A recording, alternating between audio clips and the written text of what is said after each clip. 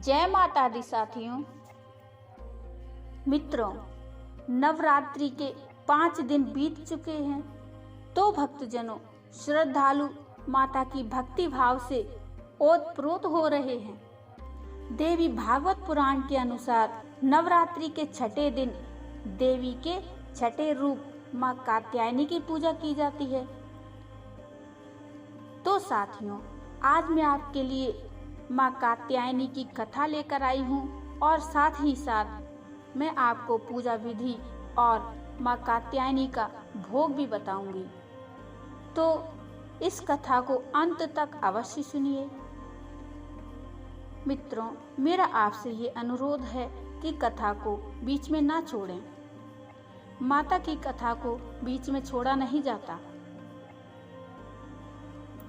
मां कात्यायनी को महिषासुर मर्दिनी भी कहा जाता है।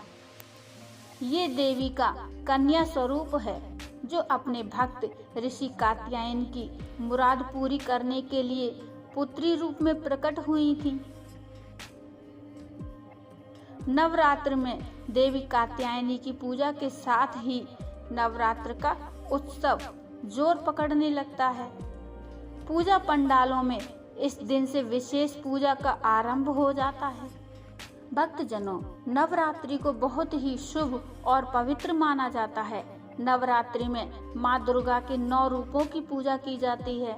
माँ कात्यायनी ने महिषासुर नाम के एक असुर का वध किया था, जिस कारण माँ कात्यायनी को दानवों, असुरों और पापियों का नाश करने वाली देवी भी कहा जाता है।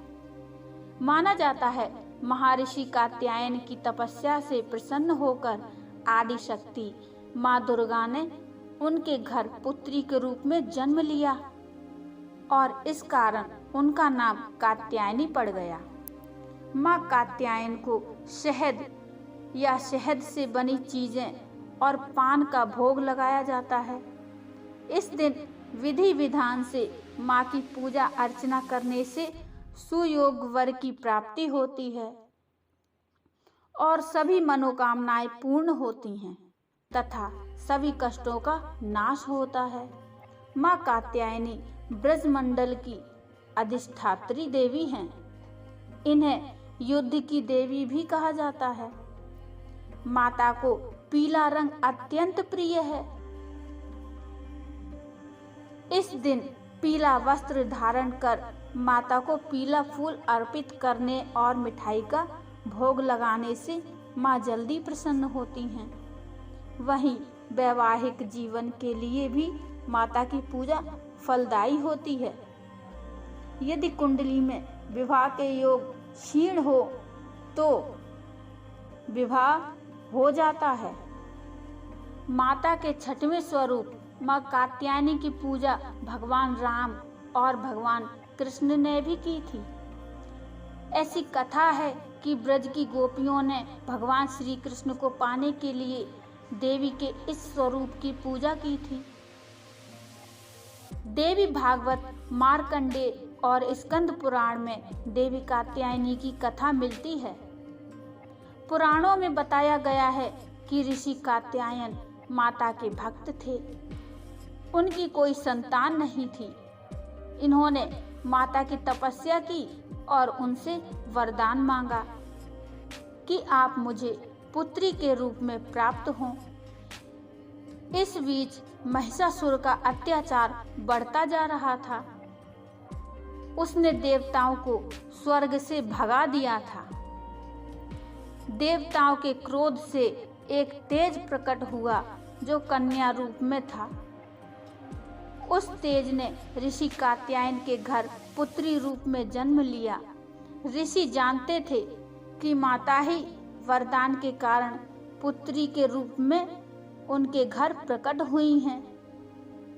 तो ऋषि ने देवी की प्रथम पूजा की और वह देवी कात्यायन ऋषि की पुत्री होने के कारण कात्यायनी कहलाईं। माता कात्यायनी के प्रकट होने का मूल उद्देश्य महिषासुर का अंत था। अश्विन शुक्ल नौमी तिथि के दिन ऋषि द्वारा पूजित होने के बाद माता ने ये कहा कि उनका प्राकट्य महिषासुर का अंत करने के लिए हुआ है। इसके बाद माता ने 9वीं और 10वीं तिथि को महिषासुर से युद्ध किया। 10वीं तिथि के दिन माता ने शहद से भरे पान को खाकर महिषासुर का वध कर दिया। इसके बाद देवी कात्यायनी महिषासुर मर्दिनी भी कहलाई। माता के स्वरूप की बात करें तो माँ कात्यायनी देवी का रूप बहुत आकर्षक है। माता का स्वरूप अत्यंत भव्य और दिव्य है। इनका शरीर सोने की तरह चमकीला है। इनकी 4 भुजाएं हैं। दाईं तरफ की ऊपर वाली भुजा अभय मुद्रा में है तथा नीचे वाला हाथ वर मुद्रा में है। माँ के बाईं तरफ के ऊपर वाले हाथ में तलवार है व नीचे वाले हाथ में कमल का फूल सुशोभित है। माँ कात्यायनी का वाहन सिंह है। माँ कात्यायनी अमोघ फलदायिनी है। इस दिन साधक का मन आज्ञा चक्र में स्थित रहता है। योग साधना में इस आज्ञा चक्र का अत्यंत महत्वपूर्ण स्थान है। इस दिन जातक का मन आज्ञा चक्र में स्थित होने के कारण माँ कात्यायनी के सहज रूप से दर्शन प्राप्त होते हैं। साधक इस लोक में रहते हुए अलौकिक तेज से युक्त रहता है। भक्तजनों, आइए जानते हैं माँ कात्यायनी की पूजा विधि।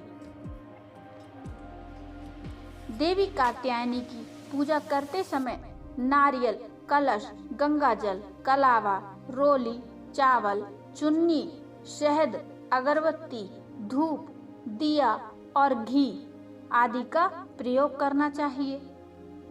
सबसे पहले सुबह जल्दी उठकर स्नान आदि से निवृत्त हो जाएं और फिर साफ स्वच्छ वस्त्र धारण कर लें।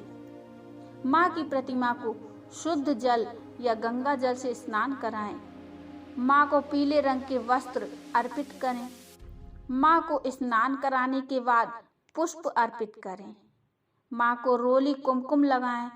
माँ को 5 प्रकार के फल और मिष्ठान का भोग लगाएं।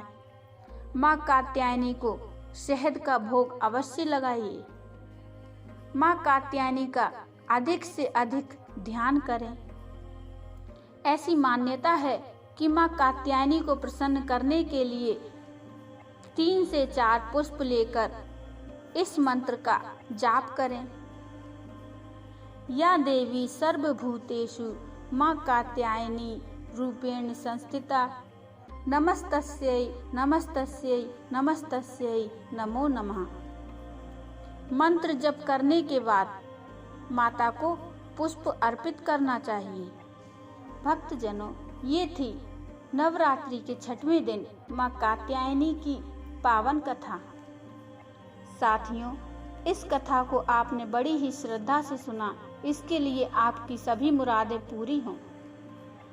मित्रों, यदि आपको ये कथा अच्छी लगी हो और पसंद आई हो तो कृपया कमेंट में जय माता दी जरूर लिख दीजिए और लाइक करिए। चैनल को सब्सक्राइब कर लीजिए और बेल आइकन को जरूर दबाइए। तो मिलते हैं नवरात्रि के 7वें दिन की कथा को लेकर।